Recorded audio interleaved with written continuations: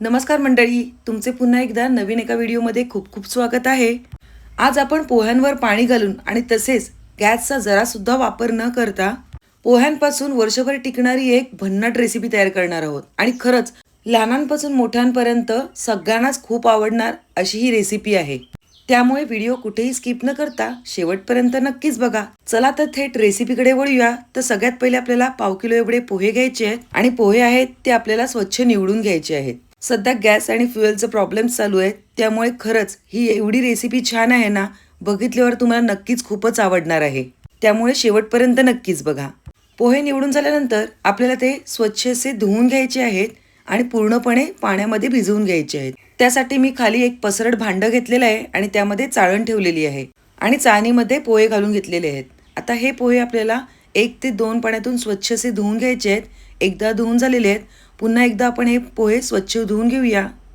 एवढं आहे, आपल्याला पोहे संपूर्णपणे भिजवून घ्यायचे आहेत. तर ते मी व्यवस्थित असे भिजवून घेते आणि शिवाय धुवून सुद्धा घेणार आहे.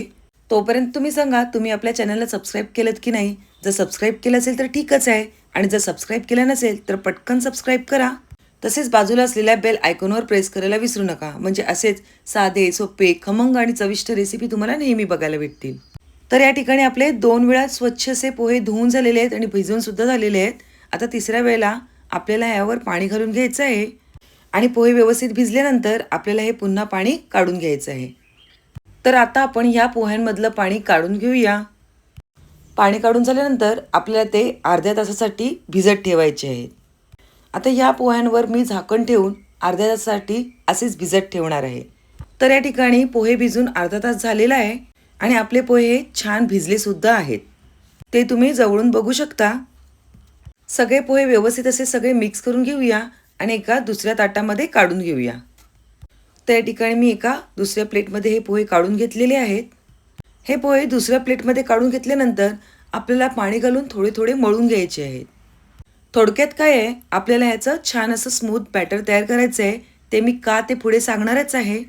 ज्याप्रमाणे आपण भाकरीचं पीठ मळतो त्याचप्रमाणे आपल्याला हे थोडं थोडं पाणी घेऊन पीठ छान असं मौसूत मळून घ्यायचं आहे. खरंच या रेसिपीमध्ये आपल्याला गॅसचा थोडासुद्धा वापर करायचा नाही आहे. तसेच गॅसचे आपल्याकडे बरेचसे प्रॉब्लेम चालू आहेत, त्यामुळे गॅस न वापरता वर्षभर टिकणारी आपण येथे रेसिपी तयार करणार आहोत. आता छानपैकी आपलं हे पोह्यांचं बॅटर मळून झालेलं आहे. आता यावर मिरची पावडर घालून घ्यायची आहे. तर मी येथे 1 चमचा एवढी मिरची पावडर वापरली आहे. तुम्ही तुमच्या आवडीनुसार कमी जास्त करू शकता. आता यामध्ये आपण चवीनुसार मीठ घालून घेऊया आणि तसेच अजून छान वाटण्यासाठी आपण येथे चिली फ्लेक्स सुद्धा घालून घेतलेले आहे. चिली फ्लेक्स सुद्धा आपण आपल्या आवडीनुसार कमी जास्त करू शकतो. आता या ठिकाणी मी पाव चमचा एवढा पापडखार घालून घेतलेला आहे. पापडखार घातल्यानंतर आपल्याला पुन्हा हे सगळं बॅटर व्यवस्थित असं मळून घ्यायचं आहे आणि एकत्रित एकजीव करून घ्यायचा आहे. तुम्हाला विश्वास बसणार नाही, एवढी छान रेसिपी येथे तयार होणार आहे. मी तुम्हाला अजूनपर्यंत या रेसिपीचे नाव सांगितले नव्हते. तर आज आपण ह्या बॅटरपासून गॅसचा थोडासुद्धा वापर न करता वर्षभर टिकणारे कुरकुरे तयार करणार आहोत. आणि खरंच ह्या कुरकुऱ्यांचा तुम्ही शेवटचा जो रिझल्ट बघाल ना, नक्कीच तुम्हाला सुद्धा ही रेसिपी खूप आवडणार आहे.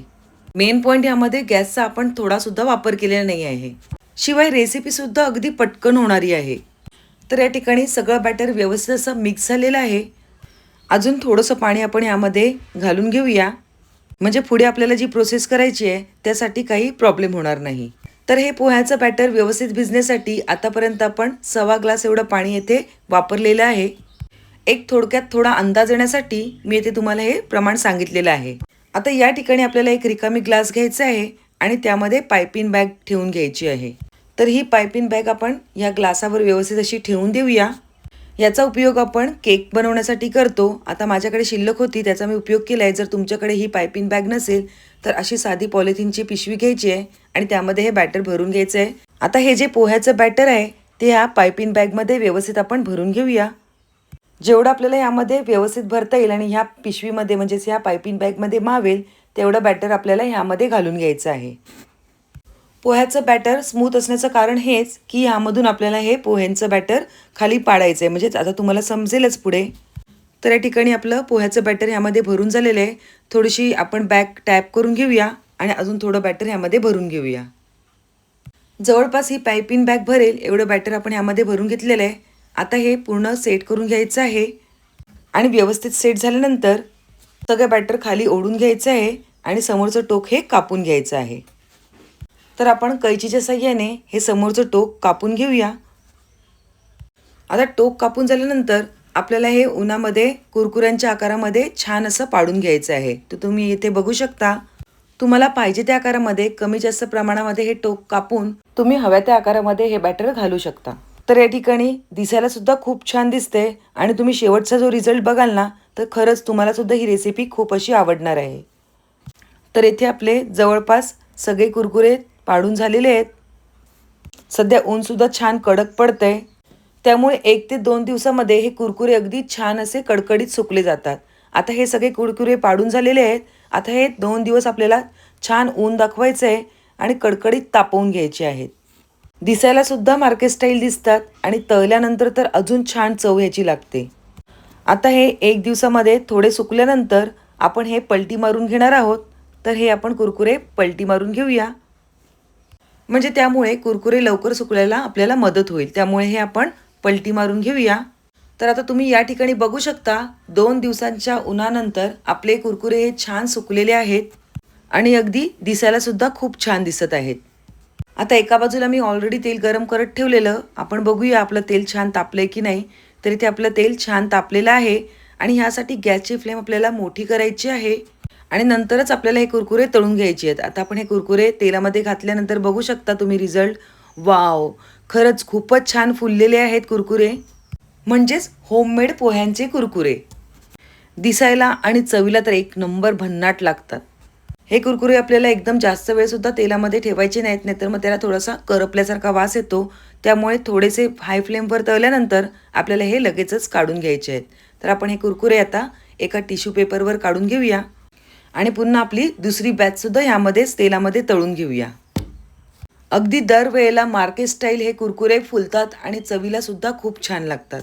तर या ठिकाणी आपली दुसरी बॅच सुद्धा छान अशी तळून झालेली आहे. आता पुन्हा आपल्याला अशाच प्रकारे तिसरी, चौथी तुम्हाला ज्याप्रमाणे पाहिजे त्याप्रमाणे तुम्ही हे तळून घेऊ शकता. तर या ठिकाणी आपले तिसरी बॅच सुद्धा छान अशी तळून झालेली आहे. हे सगळे कुरकुरे आपण एका टिश्यू पेपरवर काढून घेऊया आणि नक्कीच तुम्ही या ठिकाणी आपल्या कुरकुऱ्यांचा रिझल्ट बघू शकता. हे आपले सुकलेले कुरकुरे आणि आपण आता तळल्यानंतर बघू शकता तुम्ही येथे आपले कुरकुरे हे दुपटीने फुललेले आहेत. आता तुम्ही हे कुरकुरे असेच सुद्धा खाऊ शकता. अगदी चवीला खूप छान असे लागतात. तुम्हाला ह्यातील एक कुरकुरा मी तोडून दाखवते आणि त्याचा क्रिस्पीनेस दाखवते. शिवाय तोंडात घातल्यानंतर आवाजावरून तुम्हाला समजत असेल किती छान आपले कुरकुरे तयार झालेत ते. तर या ठिकाणी हे तुम्ही असेच सुद्धा खाऊ शकता आणि जर मार्केट स्टाईल तुम्हाला चव पाहिजे असेल तर एक पेरी पेरीचा मसाला टाकून हे तुम्ही अशा प्रकारे मिक्स करून खाऊ शकता. तर आपण हे एक प्लेट घेऊन घेऊया आणि व्यवस्थित असे मिक्स करून घेऊया. आवाजावरून तुम्हाला समजत असेल किती कुरकुरीत आणि क्रिस्पी आपले हे कुरकुरे तयार झालेत ते. शिवाय ही रेसिपी वर्षभर टिकणारी आहेत. तर मुलांना बाहेरचं पॅकेट देण्यापेक्षा घरच्या घरी आपण अशा प्रकारे कुरकुरे नक्कीच तयार करू शकतो. बाहेर स्वच्छतेची काळजी किती घेतली जाते हे आपल्याला खरंच माहीत नसतं. त्यामुळे तुम्ही सुद्धा तुमच्या घरी या उन्हाळ्यामध्ये अशा प्रकारे कुरकुरे नक्कीच तयार करून बघा आणि खरंच हे चवीला एवढे भन्नाट लागतात ना. तर तुम्हाला माझी आजची ही रेसिपी कशी वाटली नक्कीच कमेंटद्वारे कळवा. रेसिपी आवडली असेल तर पटकन एक लाईक करा. तसेच तुमच्या फ्रेंड्स आणि रिलेटिव्ह सोबत आपली ही लिंक शेअर करा. पुन्हा एक नवीन रेसिपी घेऊन येऊया. तोपर्यंत बाय बाय. थँक्यू.